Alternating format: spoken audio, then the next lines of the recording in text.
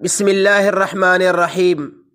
میرے محترم سامعین، آج جو میں آپ کی خدمت میں شرعی مسئلہ ذکر کروں گا، وہ ایک دوست نے پوچھا ہے کہ اگر ایک شخص کو بار بار ہوا خارج ہونے کی یا بار بار پیشاب کے قطرے آنے کی بیماری ہے تو وہ نماز کیسے پڑھے؟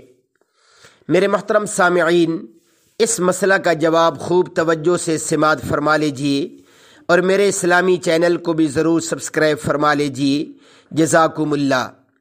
میرے محترم سامعین، ایسا شخص معذور کے حکم میں ہے، اسے چاہیے کہ جس نماز کے لیے وہ وضو کرے، اس وضو سے وہ اس ٹائم کی ساری نماز بھی اور دیگر عبادات بھی کر سکتا ہے، بے شک ہوا خارج ہوتی رہے اور قطرے آتے رہیں۔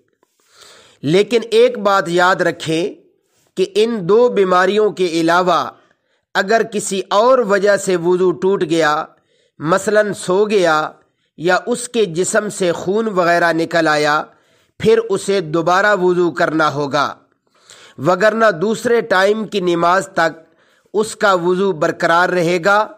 اگلی نماز کے لیے نیا وضو کرنا ضروری ہوگا۔